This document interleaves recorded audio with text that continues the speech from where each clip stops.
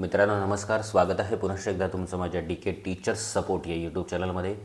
मित्रांनो, ऑनलाईन शालेय पोषणाचं लेखापरीक्षण या बाबतीतले 4 व्हिडिओ मी आत्तापर्यंत तुम्हाला दिलेले आहेत आणि 4ही व्हिडिओचा तुम्हाला खूप सारा फायदा झालेला आहे।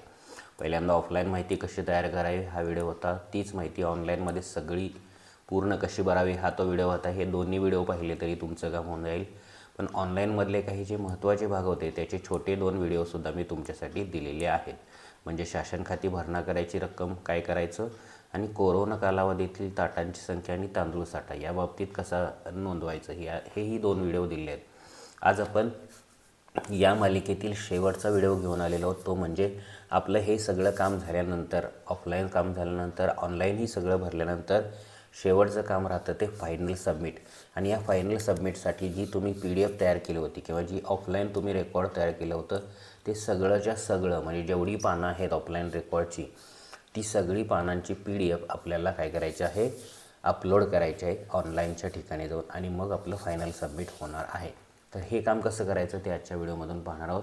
चला तर पाहूया। अतिशय सोपं आणि कमी वेळाचं काम आहे। त्यासाठी मी जातो आहे आता क्रोम ब्राउझरमध्ये आणि इथं पुन्हा एकदा त्या वेबसाईटला टाईप करतो block.mdm2-scgc.co.in। या वेबसाईटवर गेल्यानंतर आपण तालुक्याच्या युजरनेम आणि पासवर्डने लॉग इन होणार आहोत। लॉग इन झाल्यानंतर आपल्याला एका शाळेचं आता काय करायचं आहे, ते PDF आहे ती आपल्याला अपलोड करायची आहे। त्यासाठी मी शाळेला इथं UDICE टाकतो शाळेचा आणि सर्चवर क्लिक करतो आणि प्रोसीडवर जातो। प्रोसीडवर गेल्यानंतर आपण त्या शाळेच्या लॉग इनला आलेलो आहोत।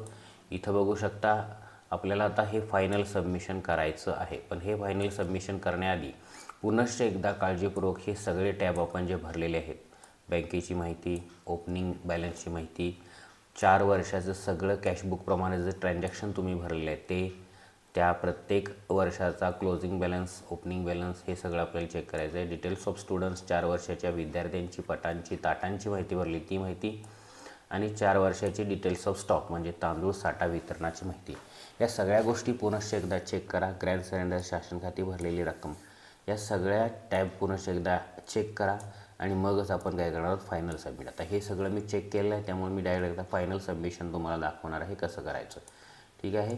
चला तर आता मी इथं फायनल सबमिटवर क्लिक करतो। इथं गेल्यानंतर आपण बघू शकता इथं आपल्याला एक PDF अपलोड करायची आहे जी आपण पूर्ण भरलेली शाळेकडून प्राप्त झालेला हस्तलिखित व स्वाक्षरित वेब फॉर्म, जो तुम्ही वेब फॉर्म भरलेला आहे, मला वाटते 10 ते 11 पानांचा वेब फॉर्म आहे तो आपल्याला इथं अपलोड करायचा आहे आणि त्याची साईज ही 10 MB पेक्षा कमी असली पाहिजे, 10 MB पर्यंत चालते। आता ही कशी भरायची ते अपलोड करायची ते आपण बघूया। त्यासाठी आपल्याला आधी जे आपण भरलेला वेब फॉर्म आहे तो आपण आधी कम्प्युटर किंवा मोबाईलमध्ये असला पाहिजे। इथं तुम्ही बघू शकता, मी तुम्हाला दाखवतो। इथं मी एक फोल्डर तयार केलेला आहे MDM ऑडिट, आणि यामध्ये मी तो फॉर्म ठेवलेला आहे। हे बघा, इथं हा तो फॉर्म आहे, हा मी तुम्हाला ओपन करून दाखवतो। हा आपण पहिल्यांदा ऑफलाईन तयार केलेला फॉर्म आहे आणि यावरूनच आपण ऑनलाईन माहिती भरलेली आहे। हे बघा, हा तो फॉर्म आहे, वेब फॉर्म।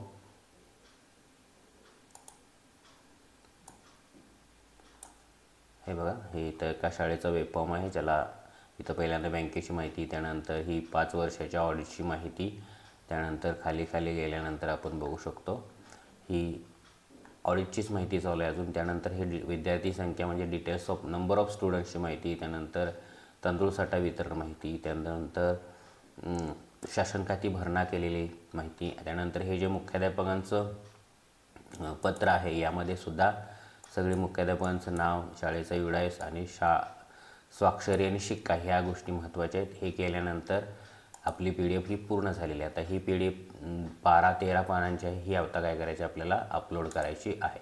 चला तर कसं अपलोड करायचं ते बघूया आपण। त्यासाठी आता मी परत एकदा वेबसाईटवर जातो आणि इथं चूज फाईल जे आहे इथं चूज फाईलवर क्लिक करतो।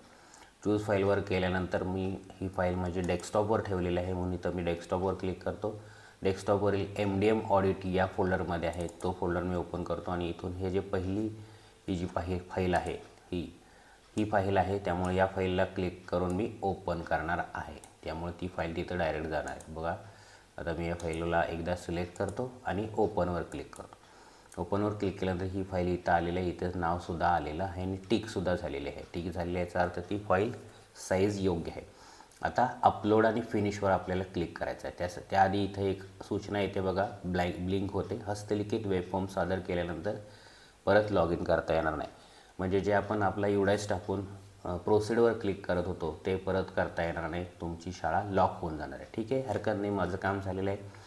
वेबसाईट आपली ही मी फाईलही सिलेक्ट केलेलं आहे. आता मी अपलोड आणि फिनिशवर क्लिक करतो. बघा, please wait, file is uploading. आपलं जर नेट फास्ट असेल, व्यवस्थित असेल तर ही फाईल लगेच अपलोड होईल, आणि आता थोडा आपल्याला वेळ लागू शकतो. तर फाईल अपलोडिंग चालू आहे, क्लिक होणार आहे. बघा, you have successfully submitted data. आता आपण पूर्ण केलेलं आहे आपली शाळा. जर त्याच शाळेचा मी इथं पुन्हा युडाइस टाकून दाखवतो तुम्हाला, जो मगाशी ओपन होतं ती आता सर्चवर क्लिक केल्यानंतर काय होते बघा, ती शाळा स्कूल डाटा ऑलरेडी सबमिटेड, ती शाळा आता ओपन होत नाही. याचाच अर्थ ती शाळा आता इथं कंप्लीट झालेली आहे. या पद्धतीने तुम्ही तुमच्या शाळेची पहिल्यांदा सगळी ऑनलाईन माहिती भरा, ऑफलाईन तयार केलेल्या माहितीची PDF तयार करा आणि ती अपलोड करा. मित्रांनो, शेवटची माहिती होती. माहिती कशी वाटली मला नक्की खाली कमेंटमध्ये लिहून कळवा. आता यापुढे भविष्यात तुम्हाला कोणकोणत्या प्रकारचे व्हिडिओ लागतील त्याचीही माहिती खाली कमेंटमध्ये लिहा. जास्तीत जास्त या व्हिडिओला लाईक आणि शेअर करा, आणि चॅनलला सबस्क्राईब केलं नसेल तर सबस्क्राईब करा. भेटूया पुढच्या व्हिडिओमध्ये. तोपर्यंत टेक केअर, बाय.